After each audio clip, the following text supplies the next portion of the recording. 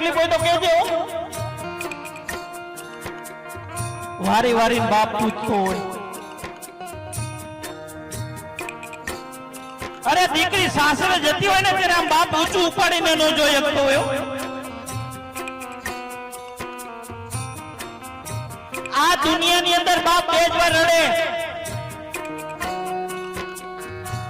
આ દુનિયાની અંદર બાપ બે જ વાર રડે.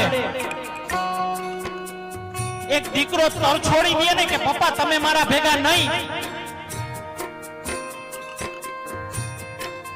પપ્પા તમે મારા ભેગા નહીં કારણ કે મને પોહાતું નથી,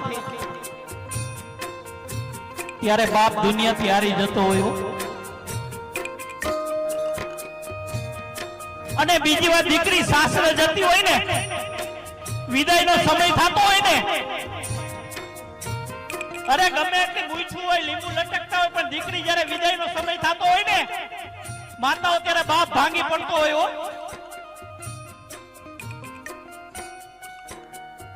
કારણ કે દીકરીની વિદાય ન થતી હોય, એના કાળજાના કટકાની વિદાય થતી હોય.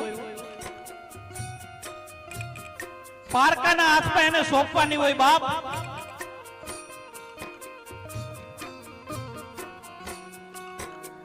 અને ઈ વેદના કોને ખબર પડે? જેને દીકરીઓ હોય ને એને ખબર પડે, બધાયને ન પડે.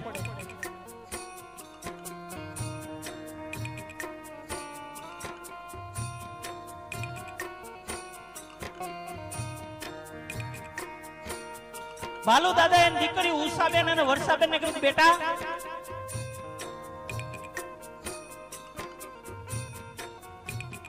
બાપ સાંજે હૂતો હોય ને ત્યાં દીકરીના વિચાર કરતો હોય, કઈ પણ તકલીફ હોય ને કે મારે શું કરવું. ઓશિકામાં આંસુડા પાડી લ્યો કે મારા કાળજાના ઘટકાને કઈક તકલીફ પડે. આખું ઘર એના બેડરૂમમાં જઈને હુઈ ગયું હોય, પણ બાપને હક ન થાય.